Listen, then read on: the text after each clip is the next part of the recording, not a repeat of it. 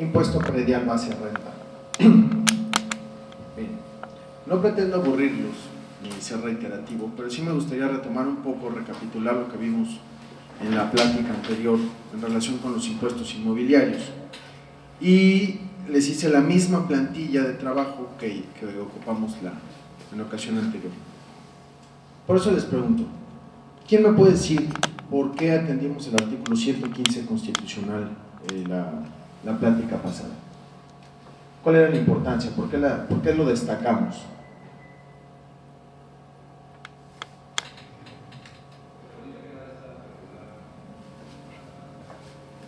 Sobre la carga fiscal inmobiliaria, exactamente, eso es lo importante. Que recuerden que los impuestos inmobiliarios cambian de estado a estado y que tienen las más amplias facultades para establecer sus contribuciones en esta materia. En este caso, bajamos un poquito, por favor. Fíjense bien, aquí sí cobra un poquito más importancia lo que ya habíamos visto la clase pasada en relación a que los ayuntamientos, en el ámbito de su competencia, propondrán a las legislaturas estatales las cuotas y tarifas aplicables a impuestos, derechos, contribuciones de mejoras y las tablas de valores unitarios del suelo y construcciones. ¿Qué sucede entonces? Que el municipio va a someter a consideración de la legislatura los valores para toda la propiedad inmobiliaria que se encuentra ahí. Entonces, es el municipio el que en un principio fija los valores unitarios para la determinación del impuesto predial. Sin embargo, es una mera proposición para que la legislatura estatal de que se trate la apruebe. ¿Ok? Adelante, por favor. ¿Por qué vimos esto de la gramática tradicional y la sintaxis?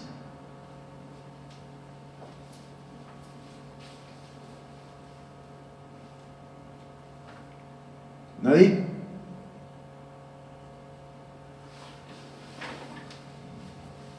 Recuerden que no es examen, nada más es recapitular las ideas.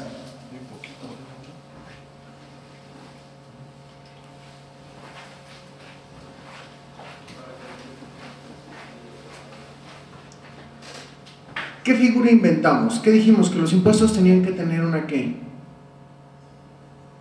A ver, fíjese nada más la definición que ahí viene sobre sintaxis. ¿La puede leer, por favor?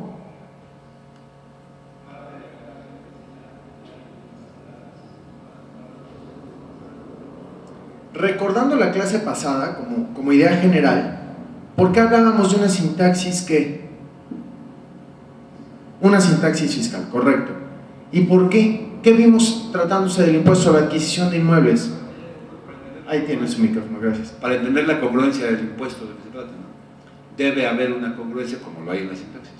Exactamente. ¿Qué advertimos en el análisis sobre la constitucionalidad del impuesto de adquisición de inmuebles? No había esa congruencia. En ocasiona o en atención a. En lo general, insisto, no es examen, es una plática amistosa. O sea, no había la congruencia porque la base del impuesto, no era la correcta y no hacía la congruencia. ¿Qué debe grabar el impuesto sobre adquisición de inmuebles? La adquisición misma. ¿Y qué vimos en atención a los valores que se fijan, a qué se referían algunos de los valores?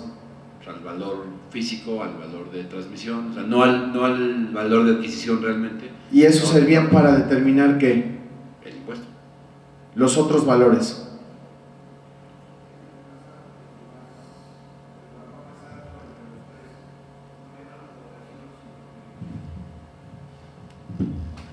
No estaba ponderado, era un valor que se tomaba de los tres más altos, que era el valor avalúo, el valor de operación o el valor catastral, el valor del predio.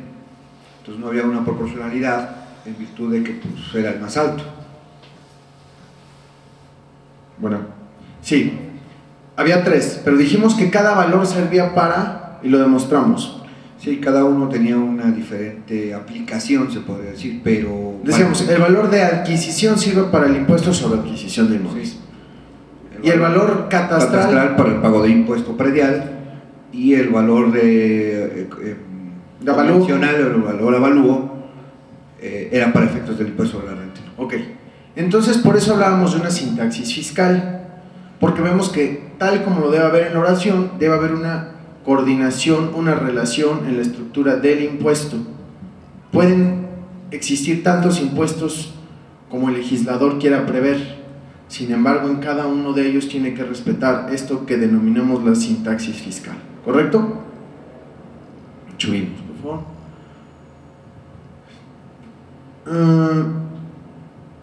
¿Por qué está...? Ok, es se movieron. No, baja. Nada más que se movieron los bullets esos, las viñetas. ¿Recordamos cuáles son los elementos del impuesto?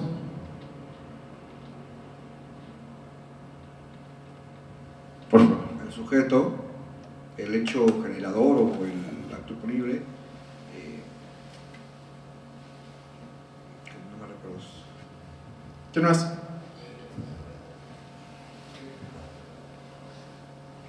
Objeto, base gravable, tasa o tarifa y época de pago. A ver, en los ejemplos que pusimos la clase pasada, la plática pasada, ¿cuál es la diferencia entre el objeto y el hecho imponible? Y pusimos un ejemplo muy claro. La pelota que vemos. Exactamente, ese era donde yo quería. Platíqueme de esa pelota como objeto y de los hechos imponibles. Bueno, el objeto sería la misma pelota, el hecho imponible sería el uso, el goce, el disfrute, la adquisición, la venta, todo lo que gira alrededor de la pelota como un acto. Es correcto. Vimos con este ejemplo de la pelota que sobre un mismo objeto puede haber distintos hechos imponibles, ¿correcto? Sí.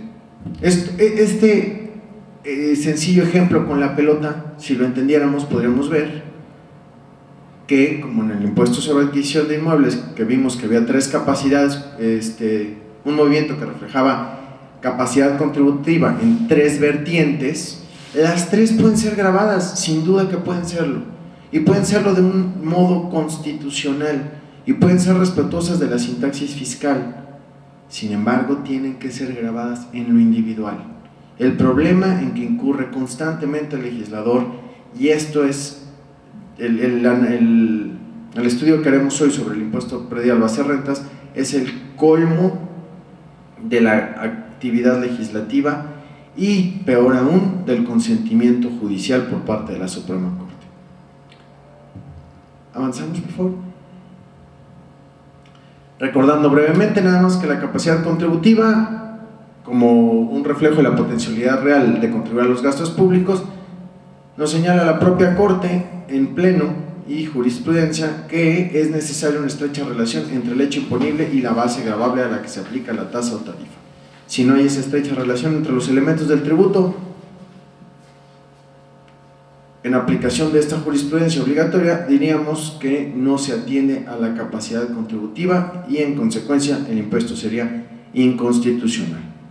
Siguiente, por favor.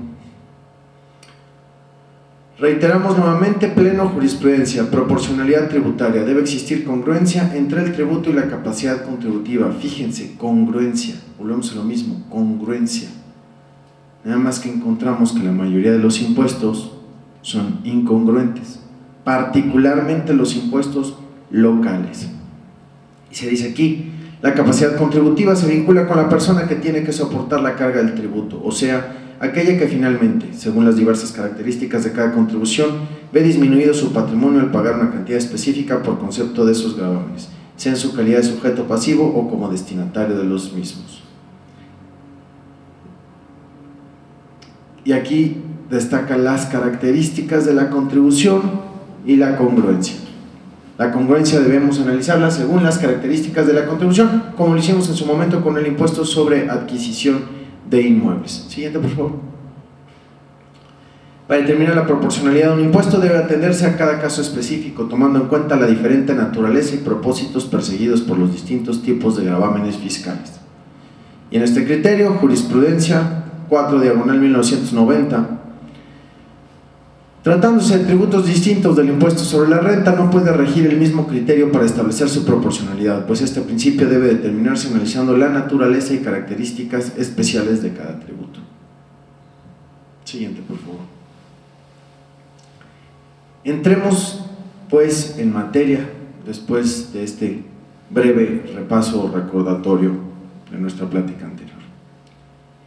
Elementos del impuesto predial conforme al Código Financiero del Distrito Federal hasta el año de 2007.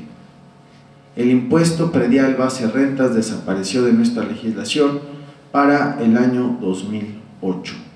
Hoy día no está vigente, sin embargo es un buen elemento para defragmentar y analizar en cuanto a constitucionalidad de impuestos. Artículo 148. ¿Quién me puede ayudar para despabilarnos todos con la lectura del 148? Por favor. Artículo 148. Están obligadas al pago del impuesto predial establecido en este capítulo las personas físicas y las morales que sean propietarias del suelo o del suelo y las construcciones adheridas a él, independientemente de los derechos que sobre las construcciones tenga un tercero. Los poseedores también estarán obligados al pago del impuesto predial por los inmuebles que posean, cuando no se conozca el propietario o el derecho de propiedad sea controvertible. Hasta ahí, por favor. Recuerden, cuando no se conozca el propietario, entonces el causante será el poseedor. De la lectura que amablemente nos han hecho del artículo 148 del Código Financiero del Distrito Federal vigente hasta 2007, ¿quién me puede decir qué naturaleza advierte en el impuesto? ¿Cuál es el objeto del impuesto, el sujeto del impuesto predial? Propietario o poseedor, correcto. El objeto, suelo o construcciones. El hecho imponible,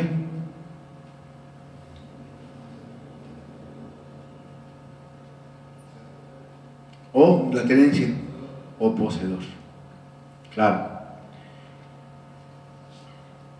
¿Qué naturaleza tendría este impuesto? Incluso lo vimos la clase pasada y lo vamos a ver nuevamente. Perdón si digo la clase, yo estoy acostumbrado a dar clase en universidad, en licenciatura, entonces tengo estos vicios del lenguaje, pero no son clases, son pláticas.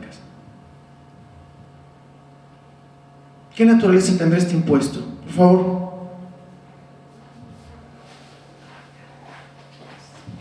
¿Es un impuesto que tiene carácter de real, que persigue la cosa?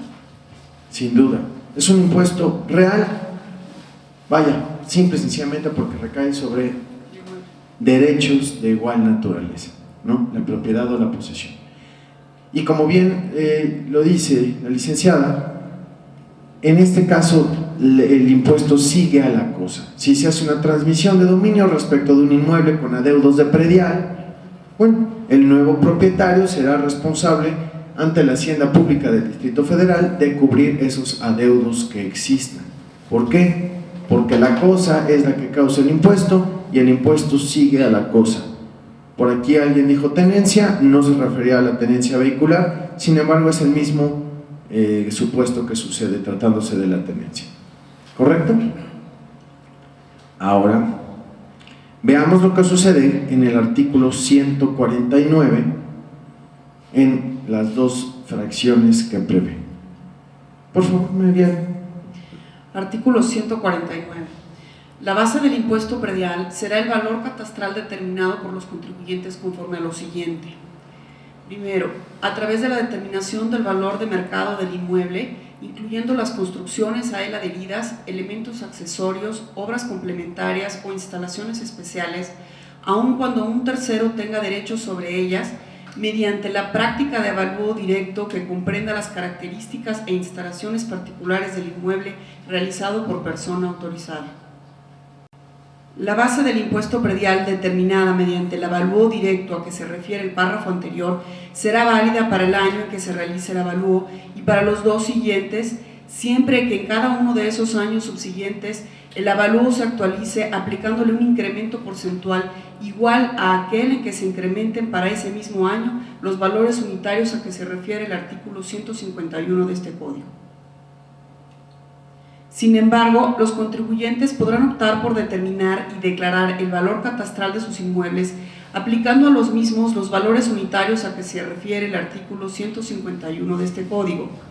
Para determinar el valor catastral de los inmuebles sujetos al régimen de propiedad en condominio, se considerarán para cada local, departamento, casa o despacho del condominio las especificaciones relativas a las áreas privativas como jaulas de tendido, cajones de estacionamiento, cuartos de servicio, bodegas y cualquier otro accesorio de carácter privativo. También se considerará la parte proporcional de las áreas comunes que les corresponde, como corredores, escaleras, patios, jardines, estacionamientos y demás instalaciones de carácter común conforme al indiviso determinado en la escritura constitutiva del condominio o en la escritura individual de cada unidad condominal.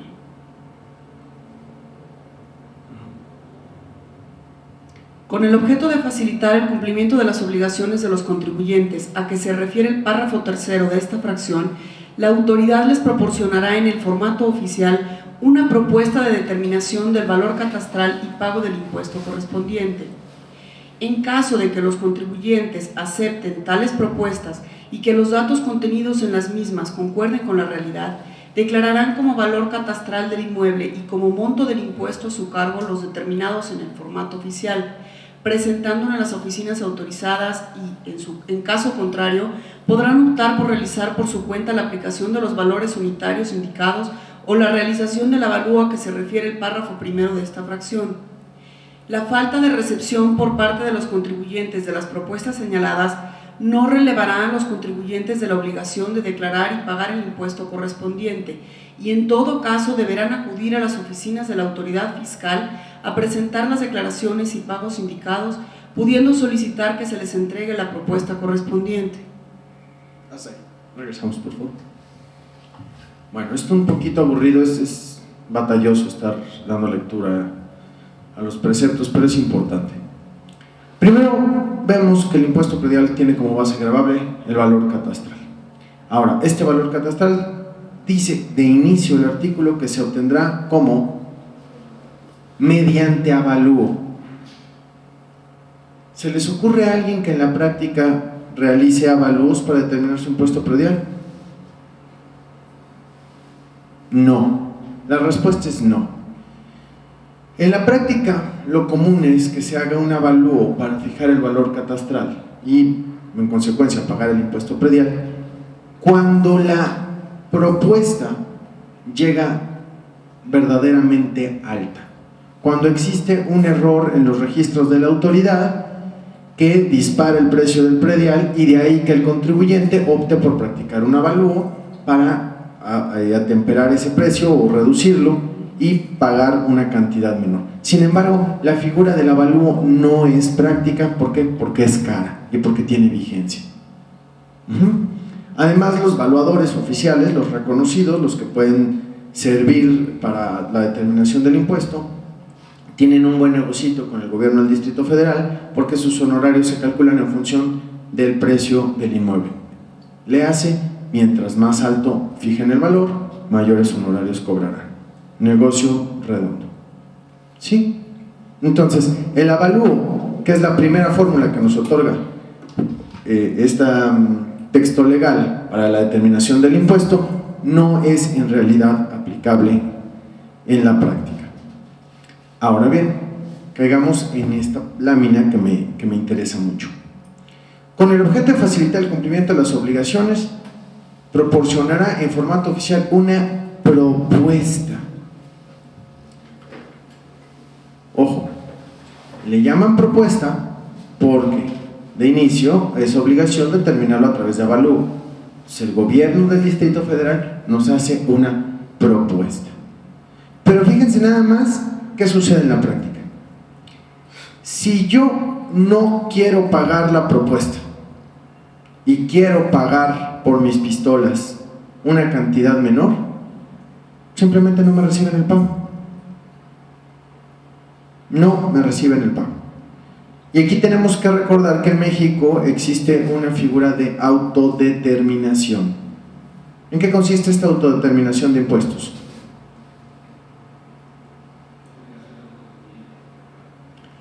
Somos los contribuyentes los que le decimos a la hacienda pública cuánto debemos. Es muy común que digan, no, tengo un contador buenísimo, te declaren ceros. Pues no gastes en contador.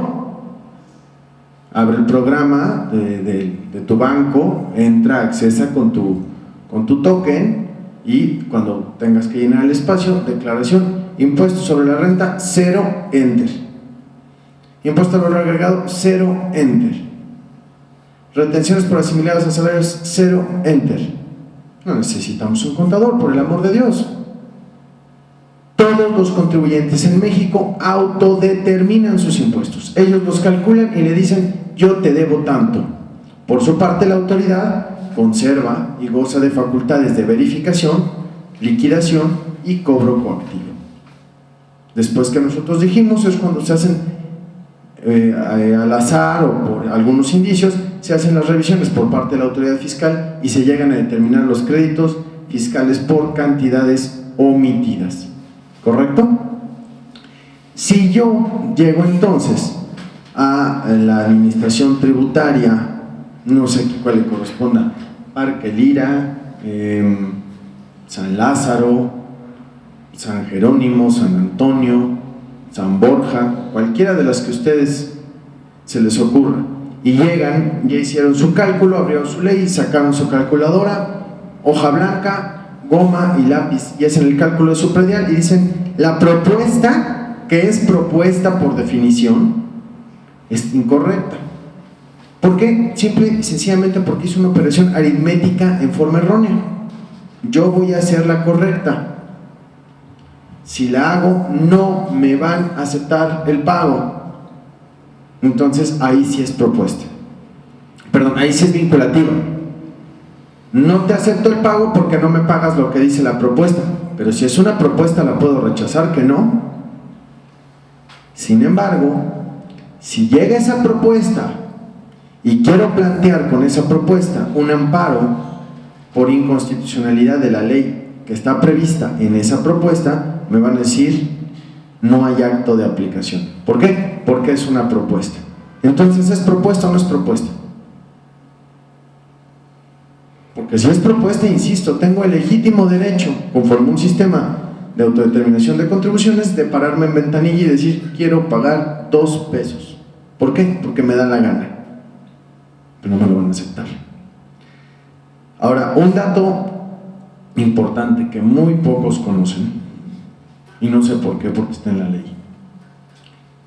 En el Distrito Federal, y me remonto al 115, esto cambia de estado a estado. En el Distrito Federal, si yo quiero hacer el pago de una contribución y la autoridad se niega a recibir el pago de la contribución por el monto que yo quiero cubrir, ¿qué figura legal operaría cuando mi acreedor se niega a recibir el pago? La consignación. ¿Sabe alguno de ustedes ante quién puedo consignar impuestos locales? ¿Alguna idea?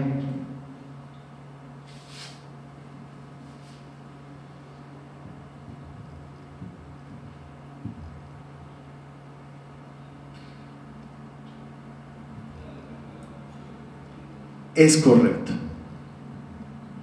Por disposición de la Ley Orgánica del Tribunal Contencioso Administrativo del Distrito Federal, yo puedo consignar cantidades de impuestos locales ante el tribunal. ¿A qué va a dar lugar esto? A que si yo digo que mi pago es de 100 y la autoridad dice que es de 120, voy y consigno mi 100.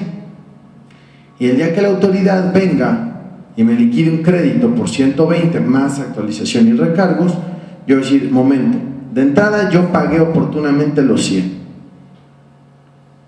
Entonces el juicio únicamente versará sobre los 20 y en su caso sobre sus accesorios. Y ahí tendré todos los elementos para defenderme contra esa diferencia. Entonces ya lo saben, no es un método común, no es tampoco muy complicado, pero si el día de mañana quieren hacer una consignación por el pago de un impuesto en el Distrito Federal, pueden hacerlo ante el Tribunal Contencioso Administrativo y la figura está prevista en su propia ley.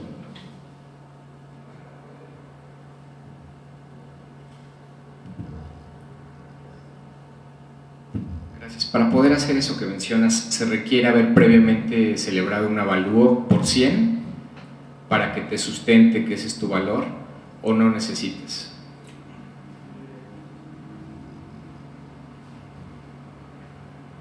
Yo diría que no. El Tribunal Contencioso carece de facultades y peor aún de conocimientos para juzgar si el pago es correcto o no es correcto.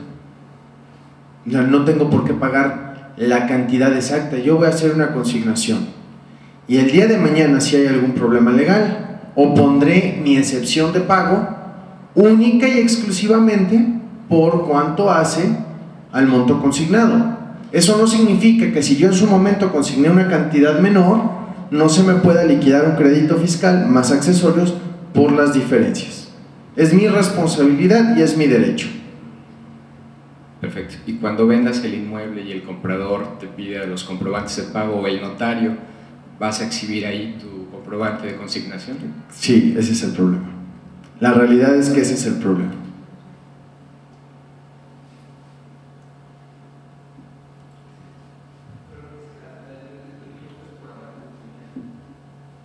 Para que escuchen todos, por favor. El párrafo anterior de este artículo señala la obligación de que debe hacerse un avalúo en primer lugar. Ahí está, 149. Sí, se determina el valor del inmueble a través de un avalúo por persona autorizada.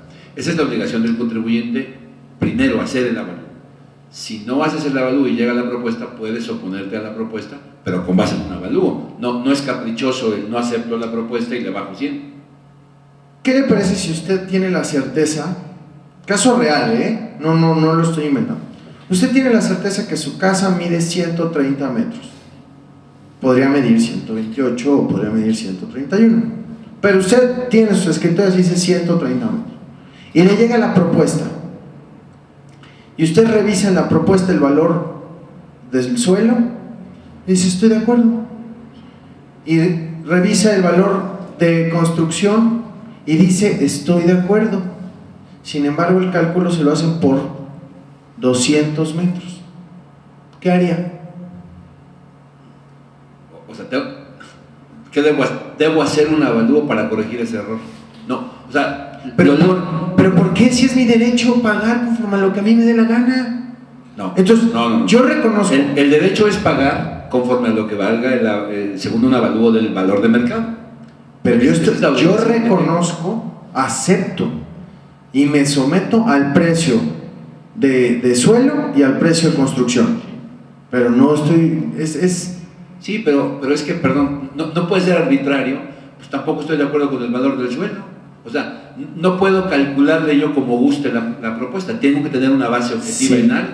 Sí puedo. O sea, no, para efectos de la consignación. Para efectos de la consignación. Pero para efectos de pagar en la ventanilla, tengo que hacer un avalúo, esa es mi primera obligación. Pero no le pueden rechazar el cobro, insisto. Si llevo un avalúo, ¿no? Aunque no lo lleve. ¿Por qué? Porque usted va a reducir su carga fiscal o su impacto fiscal. Y le tienen que recibir el pago de lo que sea hoy. Y le tienen que expedir un comprobante que usted entregó a la Hacienda Pública del Distrito Federal, 100 pesos. Y el día de mañana puede venir la liquidación y determinación del crédito, menos los 100 pesos que usted pagó. No le pueden rechazar la recepción del pago. ¿Qué es lo que pasa en la práctica? Sí, claro, eso es lo que sucede en la práctica, pero no se lo deben rechazar. Insisto, eso va a quedar a cuenta de, y la autoridad podrá liquidarlo y determinarle lo que usted quiera. Ahora, en casos como este ejemplo que le pongo, donde la diferencia de metros es palpable, y donde es simplemente hacer una multiplicación por un número diferente, una operación aritmética, cuando además el contribuyente tiene 10 propuestas pagadas de predial, donde dice 150, 150, 150, y de repente para un ejercicio le llega de 200 o le llega de 300. ¿Por qué voy a tener que pagar un perito evaluador? Si el único error está en el número de metros que se consignan en la propuesta. Yo puedo sacar mi calculadora y hacer la operación correspondiente y pagar esa cantidad. ¿Correcto? Sí, decían allá atrás, con toda la razón, se probleman se presentan problemas prácticos con la venta del inmueble. Desde luego que el tribunal nos expide un recibo donde está amparada esa cantidad y nosotros decimos qué es lo que estamos amparando, ¿sí? Quiero dejar aquí 300 pesos a cuenta del impuesto predial 2010 o vitales bimestres del impuesto predial 2010. No es que yo deje ahí una cantidad y me den un recibo por una cantidad, no, está consignado. De tal suerte podría yo al comprador decirle, mira, no me lo quisieron recibir, pero aquí ya esta cantidad está amparada en la tesorería. Bueno, perdón, en el tribunal a favor de la tesorería. ¿Correcto? Vamos, otra. Aquí. ¿Quién me hace el favor?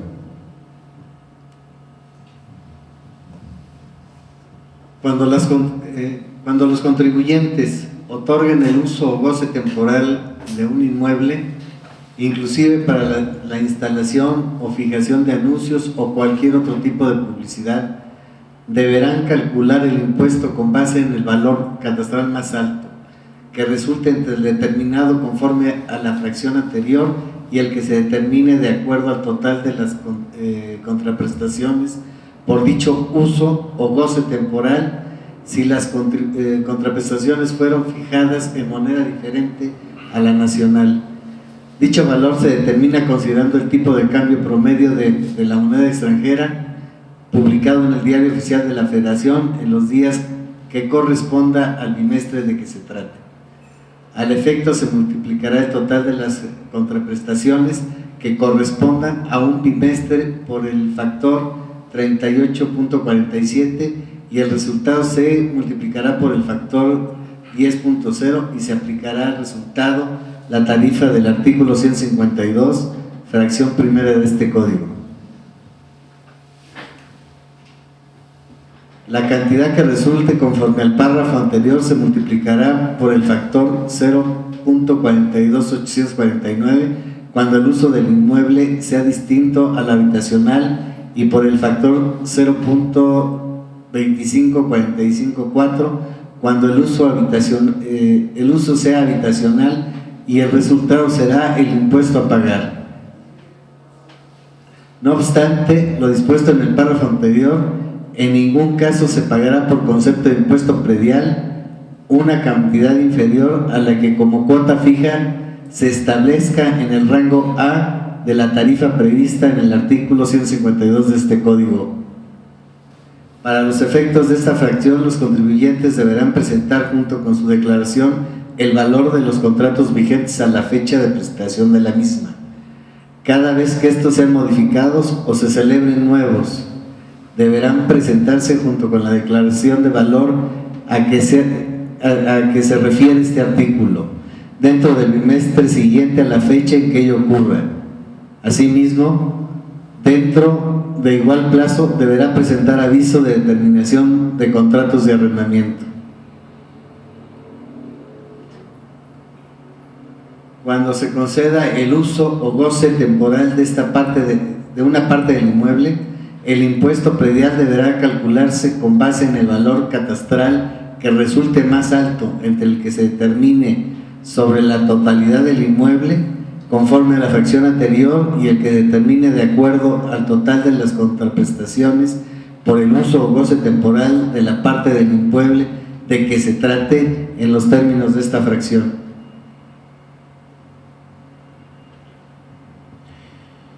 ¿Qué les parece esta segunda fracción del 149, hoy ya desaparecida? ¿A qué se refiere esta fracción segunda?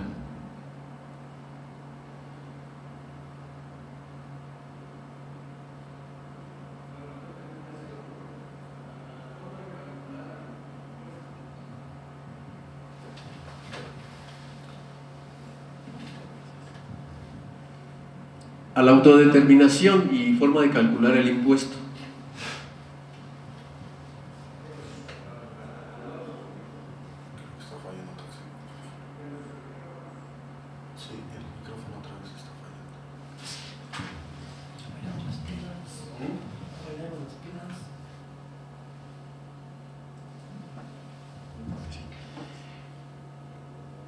Regresamos, por favor. Otra. Gracias. Volvemos a incurrir. Cada vez que ustedes se encuentren en un texto legal de corte fiscal, esto de más alto, tengan la certeza que el impuesto es inconstitucional y tengan la certeza que van a perder el amparo con jurisprudencia en contra de la Suprema Corte de Justicia de la Nación. No puede haber valor más alto. Estamos midiendo la capacidad contributiva y cada impuesto mide la capacidad contributiva en función de una lente. No puede, como cuando vamos a estas revisiones al oftalmólogo que ponen un disco con varias lentes y vamos viendo cuál acomoda, ubiquen eso para efectos de las legislaturas locales y los impuestos. No podemos ir cambiando de lente a ver cuál se resulta más cómodo, pero sobre todo el más alto. No puede existir esto. Es una fórmula que no debe aceptarse y cada vez se los firmo bajo estos sencillos argumentos de sintaxis fiscal. Les puedo decir, siempre que haya valor más alto, siempre será inconstitucional el impuesto. Ahora, la fracción 2 del 149 nos dice, ya que viste que puedes ir al avalúo o aceptar la propuesta, ojo, perdón, también se me pasó algo, regresa tantito por favor, esta es la parte muy importante. La falta de recepción por parte de los contribuyentes de las propuestas señaladas no relevará a los contribuyentes de la obligación de declarar y pagar el impuesto correspondiente. ¿Ok? Yo ahí también podría tomar el anterior, hacer mi código fiscal, ver la actualización en los valores y en las tablas y conforme a los mismos datos del anterior hacer mi determinación. Me dice, no, quiero un avalúo, no se lo quiero dar porque no lo voy a pagar. ¿Sí? O sea, no es un capricho nada más llegar a la ventanilla a pagar lo que uno le dé la gana.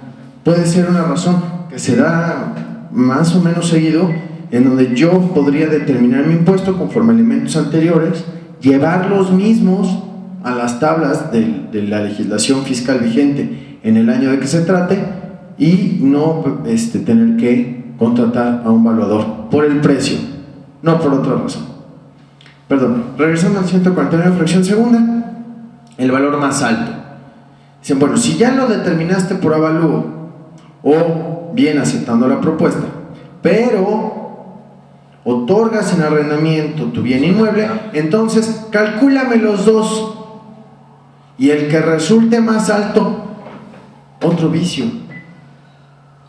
Podría ser que mi capacidad contributiva fuera la más alta, el que arroja el valor más alto, pero no me puedes poner a comparar valores porque versan sobre situaciones diferentes.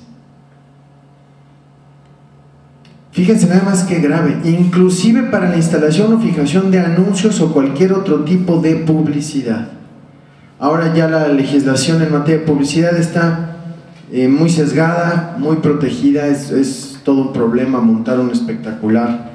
Sin embargo, durante mucho tiempo proliferaron estos anuncios y era común que las casas o sobre todo los edificios rentaran la azotea y pusieran allí un espectacular de Bacardí o de cualquier otra compañía que pagara bien el espacio, y entonces decían, se me subió 5 veces el predial.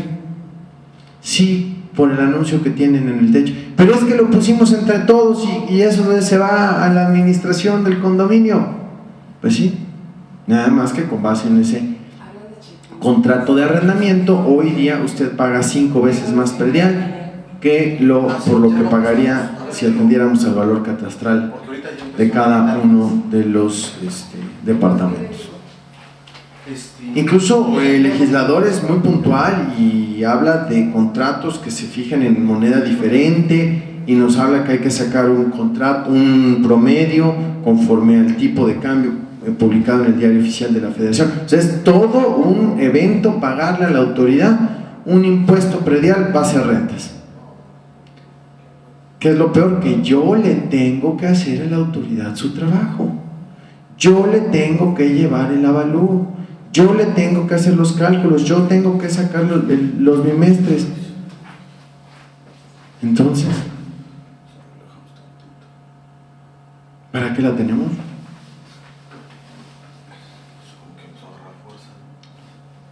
Esta es la fórmula precisa del impuesto predial base rentas. Todas mis contraprestaciones a un bimestre. Esto es, si yo cobro 10,000 pesos de renta mensual, como tengo que considerar las del bimestre, serían 2 veces. Esto es, mi renta por 2. ¿Por qué por 2? Porque es bimestre. Así se cubre de ordinario el impuesto predial, sin perjuicio de poder hacer adelantos anuales con algún beneficio. Sin embargo, se causa bimestralmente. Por eso es rentas por 2. Por el factor 3847. ¿Por qué el factor 3847?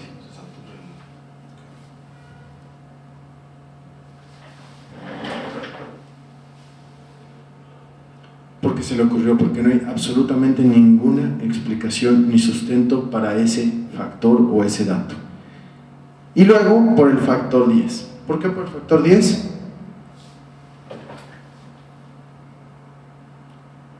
Me van a perdonar la expresión, pero no encuentro otra. Por atascado. Por 10. ¿En serio por 10? ¿Cómo por qué crees que voy a elevar 10 veces el valor de ese predio? Ya me estás haciendo que tome un valor diferente como son mis rentas. Ya me estás inventando un factor 3847 y luego 10. ¿Estás loco? Pues sí. En términos de ley, esa es la fórmula correcta conforme a la que se determina el impuesto predial base rentas. ¿Cambiamos, por favor? Y después ya hace otros 2 factorcitos. Miento, de ahí nos tenemos que brincar al 152, por favor. Ya que tengo mi valor conforme a valores unitarios, que es catastral, o rentas por 2 por 38.47 por 10, voy a tener 2 valores. Y esos valores me voy a ir a esta tabla muy parecida a la que en su momento vimos con el impuesto sobre adquisición de inmuebles. ¿Cambiamos otra, por favor? Vamos a pensar en un inmueble que se encuentre en el rango L, con un mínimo de 2.845.040.25 y 3.129.543.83. Mi predio debe quedar en ese margen entre el máximo y el mínimo. ¿Ok? Luego, a la cantidad que valga mi predio, llámese a través del avalúo o llámese por conducto de la base renta, le voy a restar el mínimo. Pensemos 3 millones menos 2.845.040.25. A la diferencia le voy a aplicar el porcentaje sobre el excedente del límite inferior. Ahí lo dice, excedente del límite inferior. Entonces agarro el valor de mi predio, le resto el límite inferior y le aplico el porcentaje de esta columna. Y ya que lo aplico, le sumo obligadamente una cuota fija para cada renglón. Y ese valor que yo obtenga, me tengo que regresar otro. Ahí. Ya que saqué mi tabla, entonces tengo un número. Si no lo uso si es diferente a uso habitacional, le hace oficinas, le aplicaré un factor de 0.42849, y si es oficina y si es habitacional, 0.25454. Si mi arrendamiento es para casa habitación, el legislador es tan generoso, tan considerado, que como quiere fomentar que exista vivienda digna al alcance de todos, me va a hacer un descuentito y no me va a aplicar el factor de 0.42, sino de 0.25. Estos temas son aburridos, lo entiendo, pero más o menos comprendemos cómo se determina el impuesto predial, cómo tengo que calcular el predial regular y el predial base a rentas. imagínense, subimos por favor, imagínense si aplico el factor 10. Tengo una renta de 10 por 2, 20, por 38, 47, lo que resulte, y hasta ahí como que vamos bien para brincarnos a las tablas del 152. Pero cuando me dicen que le meta otra vez el factor 10, que lo multiplique por 10, pues imagínense, uno de 2 millones, pues se me va a 20. Y calculen ahora el impuesto predial sobre 20.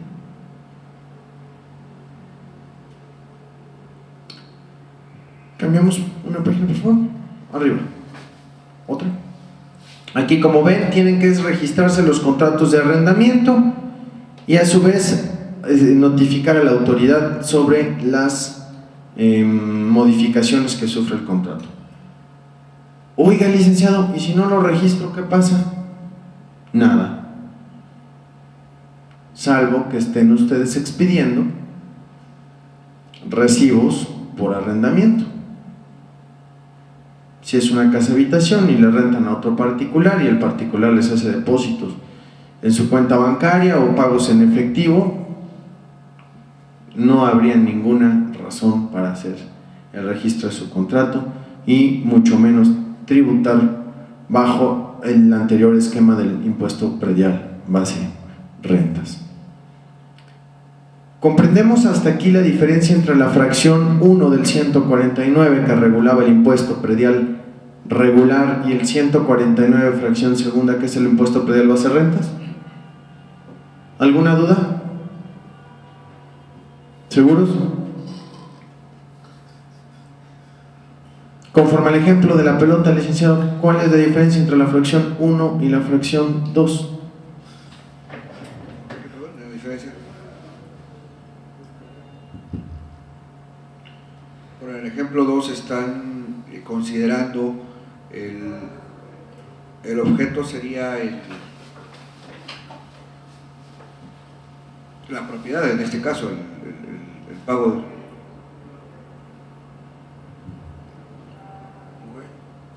el inmueble sería el objeto del impuesto y el cálculo en uno sería en base al aprovechamiento de las rentas y en el otro no habría la renta, solamente sería por la tenencia, bueno, yo le llamo tenencia, pero por la posesión o por la propiedad del inmueble.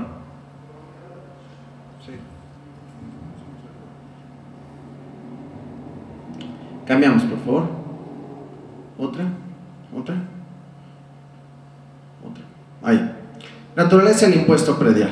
También lo vimos con el impuesto sobre adquisición de inmuebles y repetimos el mecanismo. Recordamos que la doctrina reputa impuestos personales aquellos en los que el hecho imponible contempla aspectos o facetas relativos al sujeto contribuyente, es decir, estos tienen en cuenta en su definición una o varias características personales del contribuyente. Recuerden que concluimos que el impuesto sobre adquisición de inmuebles era un impuesto personal porque atendía a una característica personal del contribuyente. ¿Cuál era esa característica? Ser adquirente. No nos importaban las características del inmueble. Sujeto adquirente.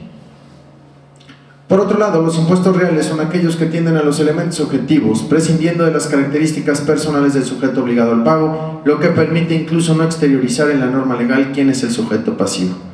Y ahí el ejemplo. Si no conozco quién es el propietario, voy a tocar la puerta y al que me abra le voy a cobrar impuesto predial. Es un impuesto real. Cambiamos, por favor. De este modo que en términos del párrafo que antecede, es inconcluso, perdón, ahí repetí, cortando y pegando. En términos del artículo 148 del ya abrogado Código Financiero del Distrito Federal, el impuesto predial es por antonomasia un impuesto real, porque recae o grava derechos de igual naturaleza, como son la propiedad o posesión de un inmueble. Al disponer, están obligadas al pago del impuesto predial establecido en este capítulo las personas físicas y morales que sean propietarias del suelo o del suelo y las construcciones adheridas a él, independientemente de los derechos que sobre las construcciones tenga un tercero. Los poseedores también estarán obligados al pago del impuesto predial por los inmuebles que poseen cuando no se conozca el propietario o el derecho de propiedad sea controvertible. Cambiamos, por favor. Naturaleza del impuesto predial base rentas. Ese es, ¿no venía primero predial? Regresamos, por favor. ¿Otro? Ok, este es el impuesto predial normal, sí. Impuesto predial base rentas. Licenciada, hágame el favor,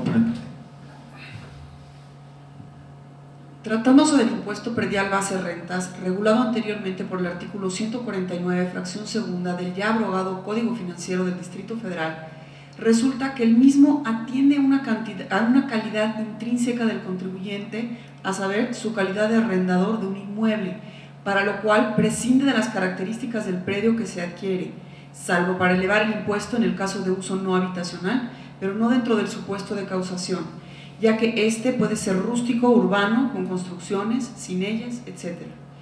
Luego entonces se distorsiona la naturaleza del impuesto porque lo convierte en un impuesto personal, pues a través de él se pretende gravar el ingreso obtenido por el arrendamiento del bien, esto es, se atiende a la capacidad contributiva o movimiento de riqueza que implica el incremento patrimonial que se obtiene por la renta.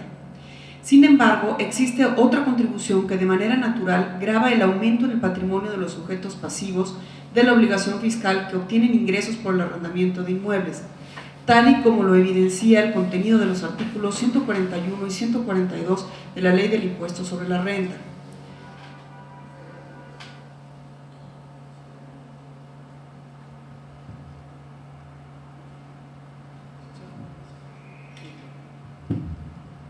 Capítulo 3 de los ingresos por arrendamiento y en general por otorgar el uso o goce temporal de bienes inmuebles. Artículo 141. Se consideran ingresos por otorgar el uso o goce temporal de bienes inmuebles los siguientes: 1. Los provenientes del arrendamiento o subarrendamiento, y en general por otorgar a título oneroso el uso o goce temporal de bienes inmuebles, en cualquier otra forma.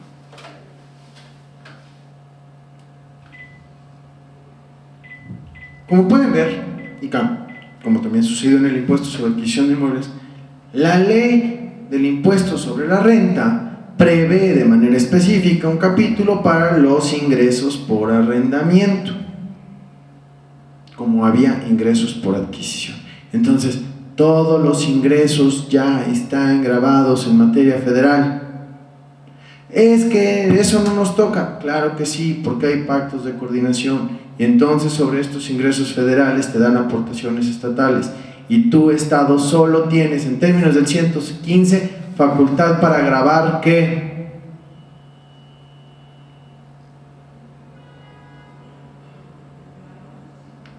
Propiedad o aspectos inmobiliarios. Tu estado no tienes facultad constitucional para estar grabando ingresos, no puedes grabar ingresos. Pero es que la doble tributación no está prohibida. Ese sería otro tema de análisis constitucional. Pero tu estado no puedes grabar ingresos. Y ya vimos que en el impuesto sobre adquisición de inmuebles, en alguno de los tres valores está grabando ingresos, y la Corte lo toleró. En este caso hay un supuesto en el que está grabando ingresos, y la Corte lo toleró. Sin embargo, fíjense lo que es hacer bien las cosas. La ley del impuesto sobre la renta, tratándose de ingresos por otorgar el uso o goce temporal de bienes inmuebles, cambiamos por favor, dice que tengo derecho a hacer deducciones. Entonces dice, de la renta que tú percibes puedes, 1, deducir los pagos efectuados por impuesto predial. También puedes deducir los gastos de mantenimiento que no implican adiciones o mejoras. También puedes deducir los intereses reales pagados por préstamos utilizados para la compra, construcción o mejoras de los bienes inmuebles. También puedes deducir los salarios, comisiones y honorarios pagados. Cambiamos. 5. El importe de las primas de seguro. 6. Las inversiones en construcciones incluyendo adiciones y mejoras, y hasta se la pone fácil al contribuyente. Dice, puedes si otorgas el uso o goce, podrás optar por deducir el 35% de los ingresos a que se refiere este capítulo en sustitución de las deducciones a que este artículo se refiere. Esto es, en lugar que estés juntando notitas y notitas con sus comprobantes fiscales, te puedo hacer, cortamos por lo sano y por lo rápido. Te acepto una deducción ciega del 35%. Esto es, solo págame impuestos sobre el 65% del ingreso que percibiste por concepto de tu arrendamiento. Entonces, volvemos a lo mismo. Si estamos grabando un ingreso, este ingreso no puede grabarse bruto, tiene que ser neto. Y entonces me tienes que permitir, porque es de reconocerse que a mí la producción de ese ingreso me supone un gasto en todos los casos. Como en este, regresamos por favor, el impuesto predial, el mantenimiento, préstamos, reparaciones, salarios, comisiones, primas, etc. La ley del impuesto sobre la renta, un impuesto que grava el ingreso, siempre, no quiero decir que no tenga vicios de inconstitucionalidad, pero de ordinario es cuidadosa en permitirnos atemperar el ingreso con deducciones que sean acordes al origen de ese impuesto.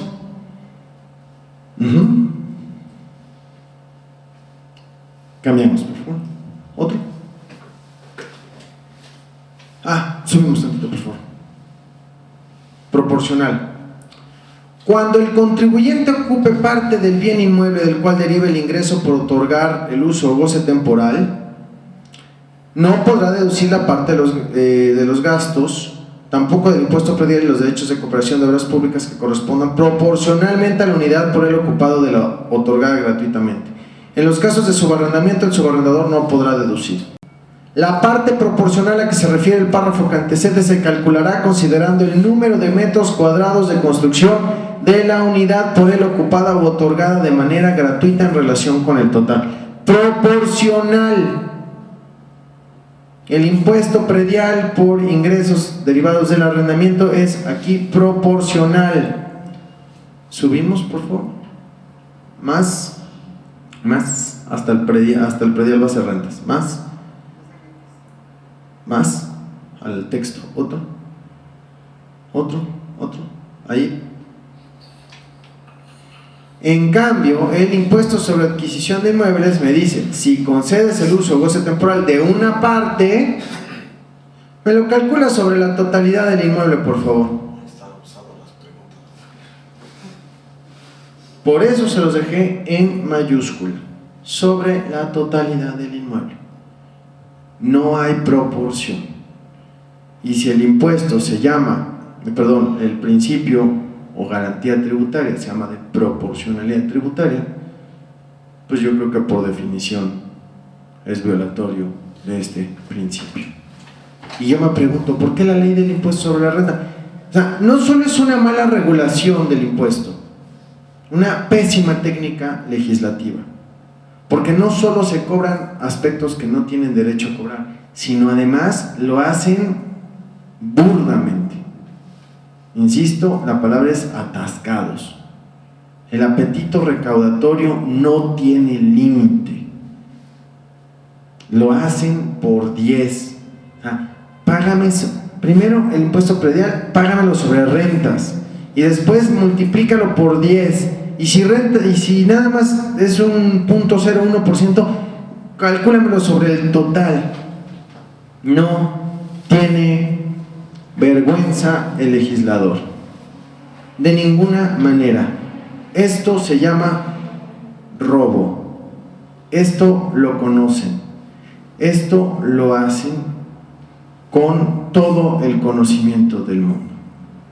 Y como estoy amparado por la libertad de cátedra, y puedo decir, y la Constitución también me protege, puedo decir que los ministros son cómplices de un atraco.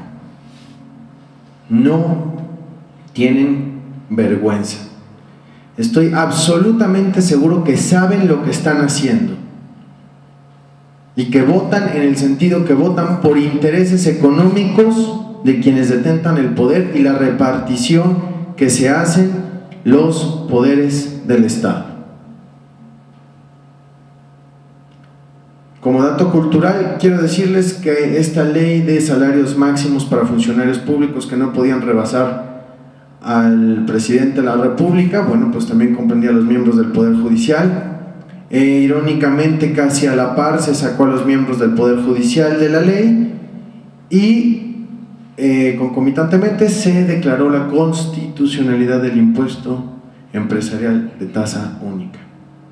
Esos son los acuerdos, esos son los enjuagues que hacen nuestros señores ministros de la Suprema Corte de Justicia de la Nación.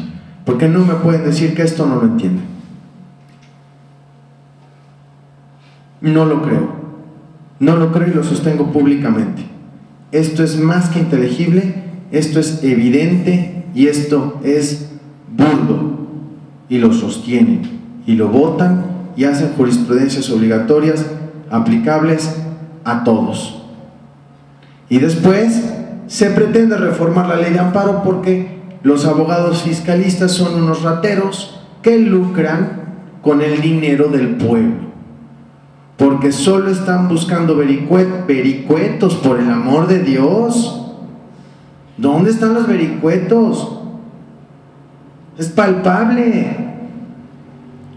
Y para evitar que existan juicios que defiendan a los gobernados y a los contribuyentes de este tipo de aberraciones, pues entonces las propuestas y la tendencia es eliminar de tajo el amparo contra leyes fiscales y condicionar al máximo el amparo directo contra sentencias jurisdiccionales en materia fiscal. Pero retomemos el punto. Cambiamos, por favor. Otra. Más. Ahí, no, subimos uno.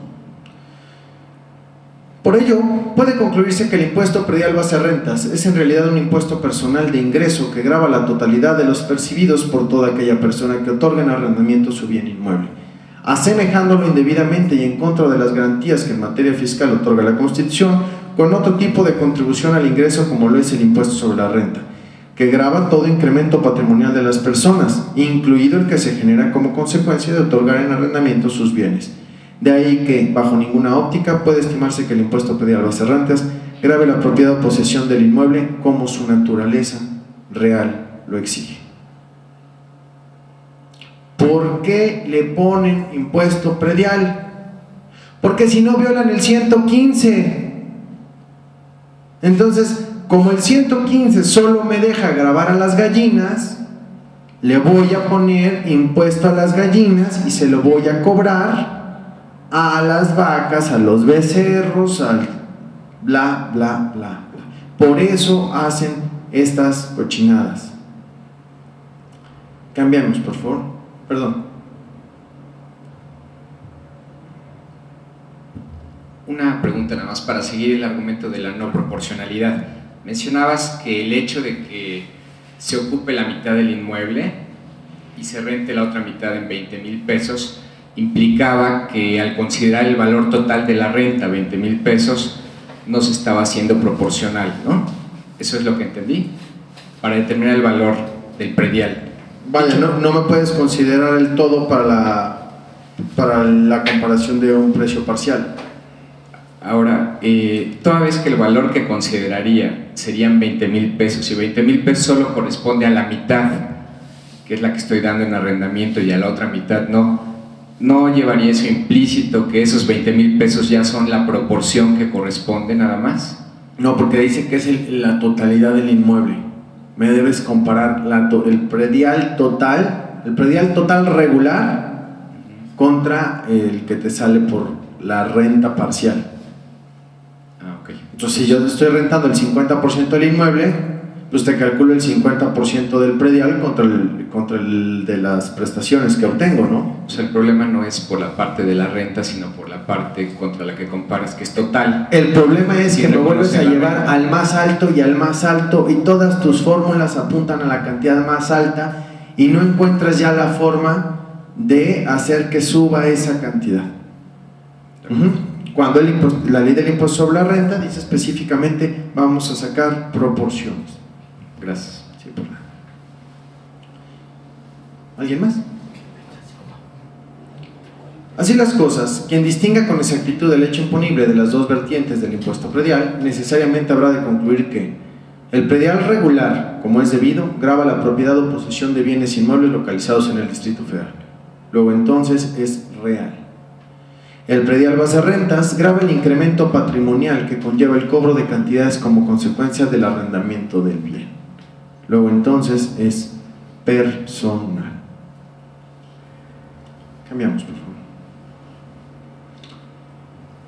Capacidad contributiva según cada supuesto de causación. Ayúdeme alguien por acá, por favor.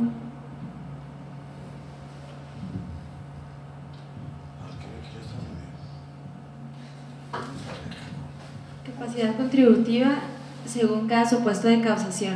El propietario de un inmueble que ha otorgado el mismo en arrendamiento incurre en supuestos que revelan potencialidad para contribuir el gasto público en dos diversas vertientes.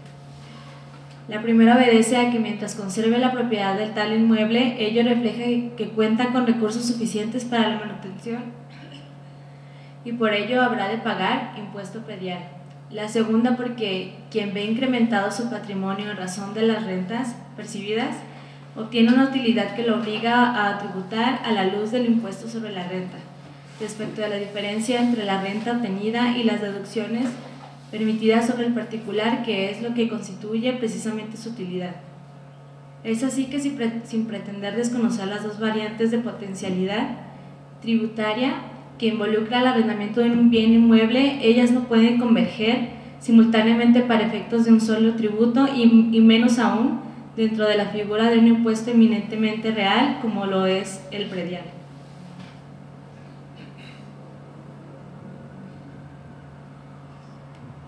Gracias. Como ven, estamos utilizando la misma plantilla del impuesto sobre adquisición de inmuebles. Allá teníamos 3 vertientes, aquí tenemos 2 vertientes. Pero lo más importante es, no pueden converger, perdónenme por ser tan insistentes, no, eso es clarísimo, es muy fácil de advertir y siempre que lo encuentren van a poder advertir o apreciar la inconstitucionalidad del impuesto. Y aunque sea contracorriente, bueno, pues quizá valga la pena intentarlo en un juicio de amparo indirecto y pretender ganar esto.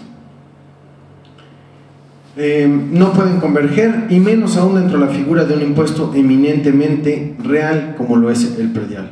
También reitero que se cobra renta dentro del predial para salvar el texto del artículo 115 y decir, no, estoy grabando la propiedad inmobiliaria. No estás grabando la propiedad inmobiliaria, estás grabando la obtención de rentas. Y hay otro artículo, perdón, otra contribución que se ocupa de ello. Cambiamos, por favor.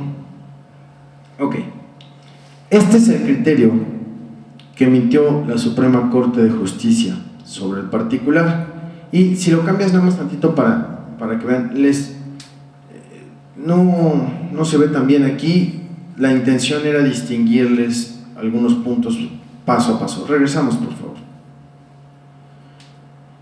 Predial. Miren, una disculpa, me comí el número.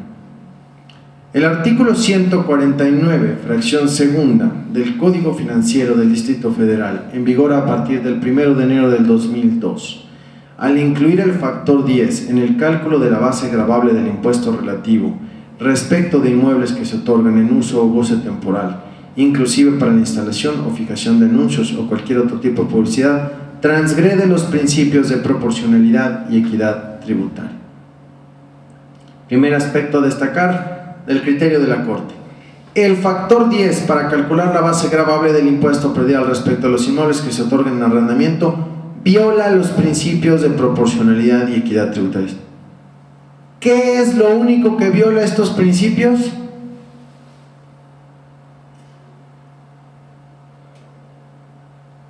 Solo el factor 10. ¿Cambiamos, por favor? porque, dice la Corte, el factor 10 distorsiona la base gravable del impuesto en atención a que si ésta debía ser equiparable al valor de mercado o comercial de los inmuebles, no existe razón alguna que justifique elevar dicho valor comercial 10 veces más de lo que realmente corresponde, toda vez que con ello se desconoce la auténtica capacidad contributiva de los sujetos pasivos del impuesto. El único vicio es que la multiplicación por 10 es excesiva. Pero vas a dejar que se cobra un predial sobre rentas. Pues sí, porque entonces nada más le quito el 10 y ya no está tan gravoso. No, pero no es si es mucho o es poco. La inconstitucionalidad nunca, jamás en la vida podemos demostrar una inconstitucionalidad de impuestos a partir del quantum, del monto, a no ser que sea ruinoso, y para que sea ruinoso tiene que ser, bueno, devastador. Solo declara la inconstitucionalidad del factor 10 porque estos talentos jurídicos advirtieron después de minuciosos estudios que se elevaba 10 veces el valor y decretan que es inconstitucional el factor 10. Pero fíjense el efecto, que tiene una verdad y una mentira. No obstante, la inconstitucionalidad de dicho factor, volvemos a lo mismo, solo el factor es inconstitucional, no implica que este tipo de contribuyentes dejen de enterar el impuesto relativo, sino solo que deben calcular el valor catastral de los inmuebles otorgados en arrendamiento en términos de lo dispuesto por la fracción segunda del artículo 149, sin incluir el referido factor 10, y pagar el tributo conforme al valor más alto que resulte entre el así determinado y el previsto por la fracción 1. ¿Qué dijo la Corte? Quítale el factor 10 y vuelve a hacer la suma. Renta por 2 por 38,47, te brincas a las tablas del 152, te ubicas, le restas el límite inferior, le aplicas el factor de excedente sobre el límite inferior, la cuota fija, te regresas al 149, aplicas el factor de uso habitacional o no, y me lo comparas con el otro. Solo quirúrgicamente tomó unas pinzas y extrajo el factor 10. Quitemos de nuestro ejemplo y de esta plática el factor 10. Fracción segunda del 149, renta por 2 por 38,47. ¿Es o no inconstitucional? Claro que lo es. Me está grabando un ingreso. Yo soy muy visceral y aprovecho estos foros para tener mi catarsis y no pagar terapia. Pero no me pueden decir que no están de acuerdo conmigo. ¿Quién le va a creer a los ministros de la Suprema Corte que no entienden esto? ¿Quién? Que el impuesto predial como impuesto real no puede gravar ingresos, y que el hecho de gravar ingresos por parte de una entidad federativa está vedada por el 115 constitucional. ¿Quién no podría entender eso? Corrupción. Porque si no lo entienden, no están preparados, son corruptos. Y si lo entienden, son cómplices y son corruptos. Ergo, 2 veces corruptos.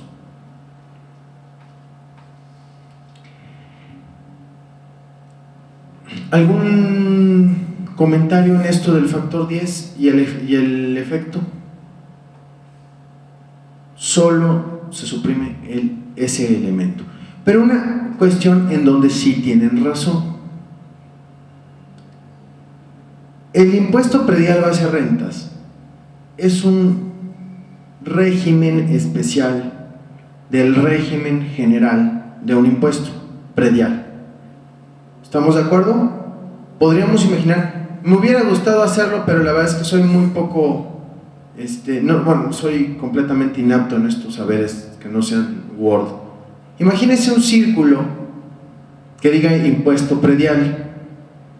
Y dentro de ese círculo, un círculo más pequeño que diga impuesto predial base a rentas. Si nosotros llegamos a demostrar la inconstitucionalidad del impuesto predial base a rentas, lo que vamos a hacer es romper ese círculo que está dentro del círculo mayor. ¿Qué significa? Que desaparece el régimen especial, pero quien obtuvo el amparo tendría que tributar conforme al régimen general, porque sería por demás injusto que yo rentara mi predio, todos ustedes pagan predial por sus inmuebles y yo lo rento y me coloco en un supuesto de inconstitucionalidad. Planteo mi amparo, gano el amparo y digan, Omar ya no paga impuesto predial. Todos ustedes van a decir, oye, pero ahora resulta que por haberse colocado en un supuesto de inconstitucionalidad, hoy día tiene un beneficio mayor a todos nosotros. No. Lo que tenemos que entender es que estas figuras se encuentran incluidas dentro de un régimen general. Por lo tanto, al desaparecer el especial, quedamos sujetos al general. Es la única parte en que yo coincido con la Corte sobre el efecto. Solo hay dos partes que comparto con la Corte en su criterio: que multiplicar por 10 eleva 10 veces el valor de las cosas, y que no podemos permitir que se deje de pagar el impuesto. También quiero destacarles que no he dicho yo aquí que no debamos pagar impuestos. Simple y sencillamente estamos analizando que todas estas figuras son violatorias de la Constitución y que si el legislador hiciera las cosas bien, podría sin problema alguno gravar todas y cada una de ellas. Cambiamos, por favor. Fíjense nada más, esto también lo extraje de un expediente de su servidor para que ustedes puedan advertir la diferencia entre el cálculo. En este ejemplo, el cliente pagó con base en rentas por estos bimestres este impuesto predial. Después de obtener el amparo y eliminando el factor 10, dio este.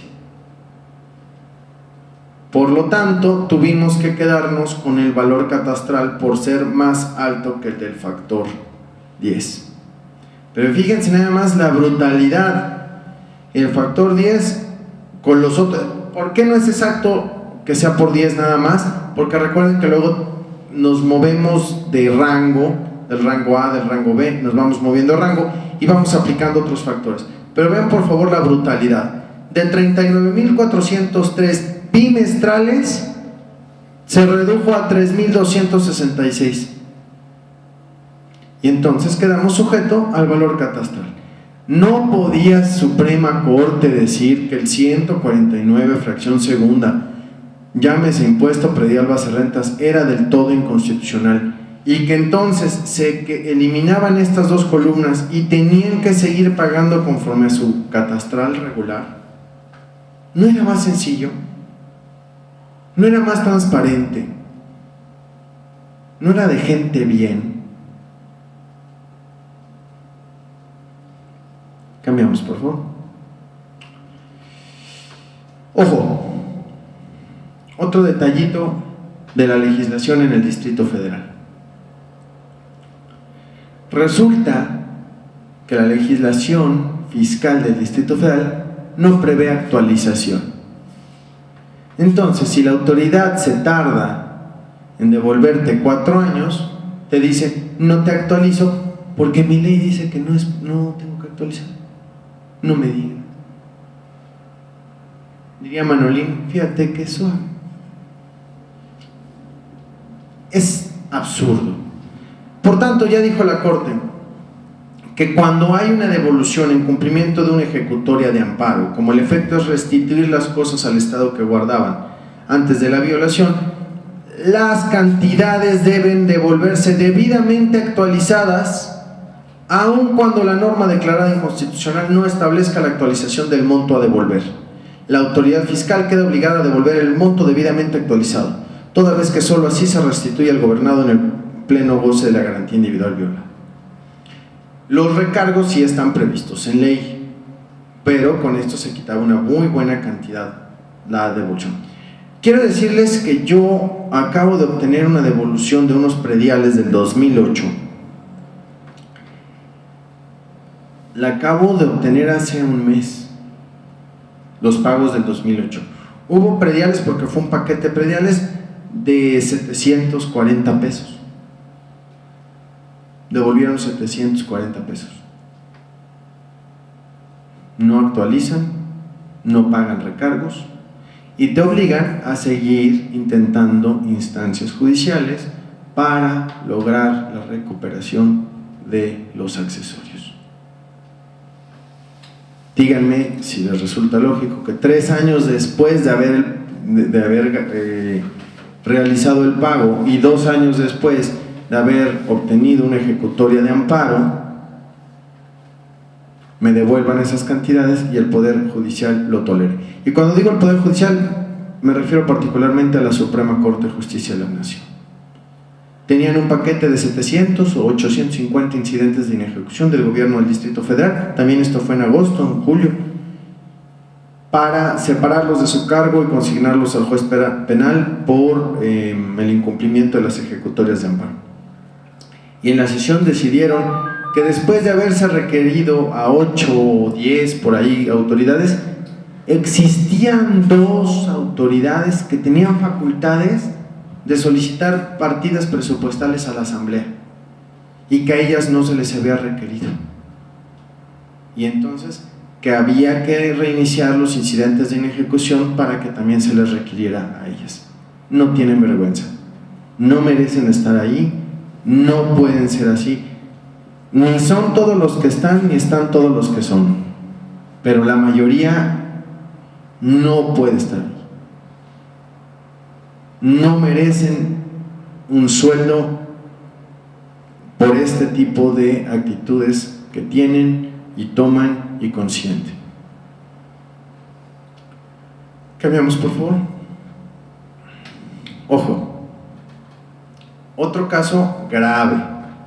Ahora, el predial base de rentas hoy día, bueno, como se los dije, ya está abrogado, ya no existe el artículo. Sin embargo, pueden por ahí cruzarse todavía con algunos ejemplares que quedan vivos por determinación de bimestres anteriores. Como tiene la autoridad 5 años, podrían determinarles un impuesto predial por ahí del 2006 o 2007. Así que sí llegan a existir todavía, aunque ya son muy contados los casos. Aquí les traigo una propuesta de declaración de valor catastral y pago del impuesto predial del gobierno del Distrito Federal. Únicamente suprimí los datos del cliente por razones de secreto profesional y digo, no creo que tuviera nada de malo, pero no le pedí permiso, entonces por eso lo hice. Este es el formato, y primero vienen los datos generales, por allá viene el bimestre, la cuenta, todos los datos dice el nombre del propietario, domicilio, colonia, delegación, correo electrónico, código postal y teléfono. Y después dice determinación del valor catastral. Y aquí vienen construcciones, uso, clave del corredor tal, metros cuadrados de suelo 1200, valor unitario por metro cuadrado 3720.73, valor catastral del suelo 4.464.876. Construcción, este es nada más el suelo. Luego venimos a construcciones tipo 2, clase 4, metros de construcción 733 por valor unitario 5.673, valor de la construcción 4.158.440.94, 37 años con un demérito de 1.538.623, valor catastral de la construcción 2.619, y luego suman los dos, el suelo con el de la construcción, y da un valor de 7.094.693. Ahí viene el primer cálculo, 149 fracción primera. Cambiamos, por favor. Ahora, la comparación con el 149, fracción segunda. Total de las rentas mensuales 76.934 por 2. Se ve muy chiquito y créanos que sobre todo Mari Carmen hizo el mejor esfuerzo para que pudieran verlo, pero no se lo. Ahí dice factor y está en blanco. ¿Qué factor les faltó?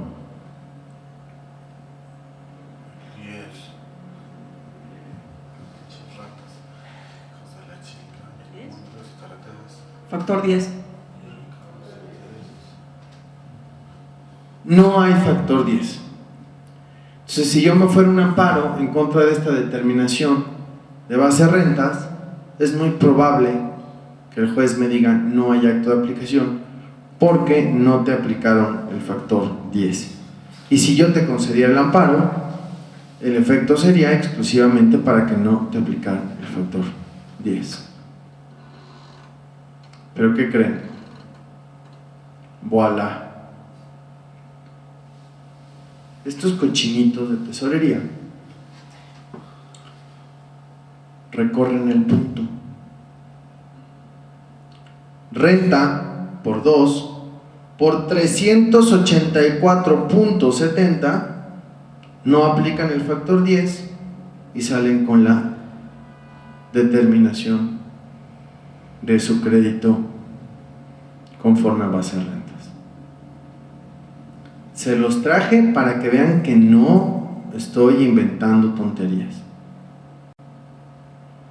Así se las gasta la autoridad, recorriendo el punto decimal arriba, ahí, y eliminando el factor 10. Tengan cuidado con lo que pagan, tengan cuidado con lo que firman. Y evidentemente el valor más alto resultó el predial base rentas. Cambiamos, por favor. En relación con este movimiento, se planteó en la demanda. En relación con esta prueba debe hacerse notar que dolosamente la autoridad dejó en blanco la casilla correspondiente al factor 10. Sin embargo, mediante una sencilla operación aritmética se puede concluir que resulta indudable la aplicación de aquel, en tanto la cantidad que consigna en la casilla B, valor catastral base renta, es 10 veces superior a las que corresponden a la multiplicación del concepto total de rentas mensuales multiplicados por 2 y posteriormente por el factor 38.47. Incluso puede advertirse la ilegalidad en el actuar de la emisora de la liquidación, pues para dejar en blanco la casilla del factor 10, lo que en realidad hace es utilizar un factor 384.70 que corresponde a la multiplicación del factor 3847 de ley por 10. Y aquí invocamos una jurisprudencia obligatoria de la Suprema Corte, segunda sala. Cambiamos, por favor. Predial la aplicación del factor 10 establecido en el artículo 149, fracción segunda, segundo párrafo del Código Financiero del Distrito Federal, para efectos de la procedencia del juicio amparo en su contra, deriva de la declaración de pago en la que se advierta que el valor catastral del inmueble se determinó con base en las contraprestaciones generadas por el otorgamiento del uso o goce temporal del inmueble. Y acá leo la parte destacada. Si en el artículo 149 del Código Financiero solo se contempla un procedimiento para determinar el valor catastral de un inmueble con base en las contraprestaciones que genere el otorgamiento de su uso o goce temporal, a saber, el establecido en su fracción segunda, consistente en multiplicar el total de las contraprestaciones que correspondan a un bimestre por el factor 3847 y el producto así obtenido multiplicarlo a su vez por el factor 10, bastará demostrar que el impuesto predial se pagó conforme al valor catastral determinado, acorde con dicho procedimiento, para tener por acreditada la aplicación del factor 10 para efectos de la procedencia del juicio de amparo en su contra. Al ser este factor una etapa de dicho procedimiento, aunque en el recibo del impuesto predial que se aporta al juicio no conste de manera gráfica ni expresa la aplicación del factor 10, si el resultado final que se asienta como valor catastral del inmueble solo puede explicarse mediante la multiplicación de la aplicación del referido factor.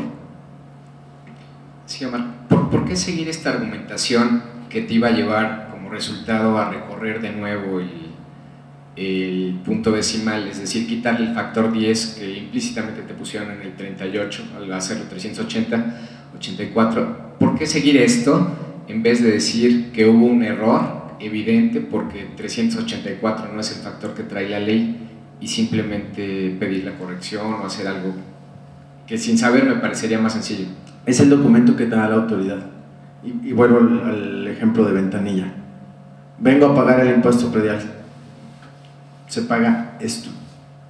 Oye, es que aquí no dice, se paga esto.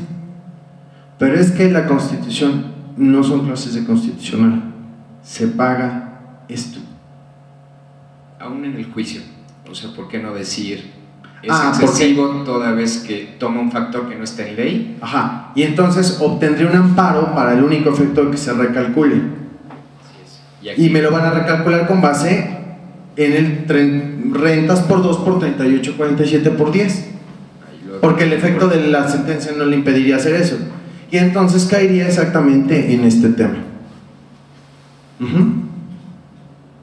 Además, otro detalle. Como ven, la Suprema Corte declaró la inconstitucionalidad única y exclusivamente del factor 10. Sin embargo, hay jurisprudencia que declara la inconstitucionalidad. Es supuesto de suplencia de la queja en el juicio la existencia de jurisprudencia. Ganar un predial contra el factor 10 debe ser muy sencillo. El órgano de amparo debe ser condescendiente y corregir incluso los errores que puedan advertirse. La demanda se reduce a citar la jurisprudencia de la Corte. Se acabó. Concepto de violación único. Es inconstitucional porque lo dijo la Corte al tenor del siguiente criterio. ¿Dónde vienen los vericuetos? Bueno, evidentemente temas que no vienen en los libros, en la práctica y de tratar con estos malandrines, y no me refiero nada más a los de la tesorería, me refiero también a los ministros. Conocer estas jurisprudencias, estos movimientos, si me recorrieron el punto no me conviene irme a una rectificación porque entonces voy a acabar 2 años después en el mismo punto. Entonces son los detalles que rodean el asunto. Ganar, insisto, el impuesto predial base rentas es tan sencillo como solicitar la aplicación de la jurisprudencia. Y si no la citaran, el órgano de amparo en suplencia de la queja, artículo 76 bis, fracción primera, estaría obligado a citarla y concederles el amparo exclusivamente para que no se les aplique el factor 10 y lo comparen con el impuesto predial regular. Para concluir esto, quiero decirles que hay un voto particular en la jurisprudencia muy ilustrativo y no recuerdo ahora quién lo emitió. Sin embargo, hace la analogía, creo que fue el exministro, el ministro en retiro, Genaro Góngora Pimentel. Cobrar un predial con base en rentas equivale a cobrar una tenencia a los taxis con base en lo que marque su taxímetro durante el año. Ese sería el caso importado o exportado, también lo quieran ver, de este tipo de figuras. No podemos concebir una tenencia que se cobre con base en kilómetros o en banderazo de taxis. Menos aún deberíamos concebir esto.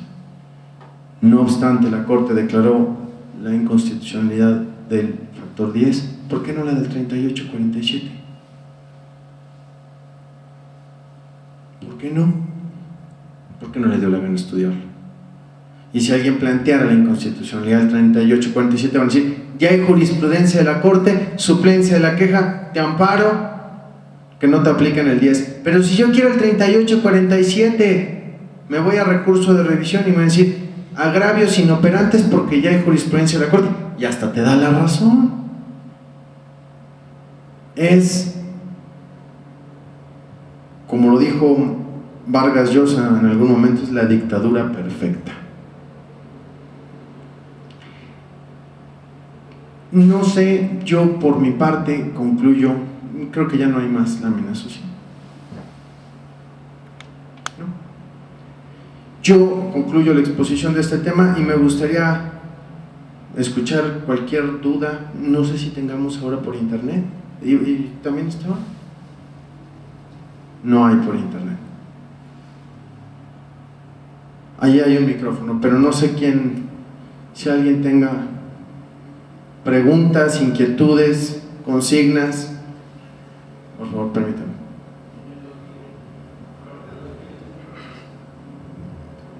¿En qué año fue derogada la fracción segunda del 149?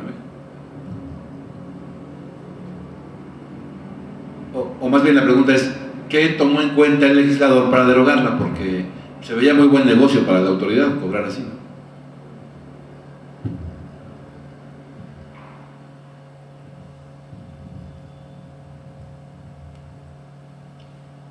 No lo sé, no estoy de acuerdo con usted, era negocio redondo. Yo creo que también empezó a resultarles muy costoso el juicio. O sea, ya era un gran volumen de amparos contra impuesto predial. Como no devuelven a tiempo, tienen que pagar, que esa es otra forma de corrupción. Te tardas 4 años en pagarme, pero me vas a pagar accesorios, y si te lo peleo bien te voy a sacar hasta el último centavo. ¿Y a quién le costó ese sobreprecio? A nosotros mismos, Entonces hay campaña política, se retiran los fondos, se dejan vacías las arcas, y entonces se lo dejamos a la siguiente administración, y la siguiente administración tiene que pagar o devolver un sobreprecio del 30, del 35% por tantos años que han pasado. Yo creo que dejó de ser costeable porque se hizo del dominio público. Y los amparos, insisto, es por demás sencillo ganarlos. Machotes sobraban en internet. No dudo que si alguien entra a Google, por ahí se encontrará hoy mismo uno de estos. Y yo creo que fue eso. Ya no estuvo vigente para 2008, se derogó a finales del 2007, 27 de diciembre, algo así, Gaceta Oficial, y en el 2008 ya no estuvo en vigor. ¿Alguien más? ¿Seguros? ¿No? Bueno, pues no habiendo más dudas, le agradecemos mucho su exposición y bueno, le entregamos aquí su constancia. Muchísimas gracias. Muchísimas gracias. De verdad se los aprecio, es un honor haber platicado con ustedes este tipo de invitaciones, completamente honrado, y cuando nos quieran invitar aquí estaremos. Muchísimas gracias por su tiempo y atención. Gracias.